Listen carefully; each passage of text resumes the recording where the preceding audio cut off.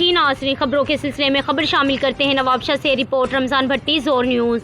Cafe Sharaj चौक पर तीसरे रोज़ PTI कारकुनान का इमरान खान पर हमला आवर और हुकूमत के खिलाफ एहतजाज मुजाहरा धरना दिया गया।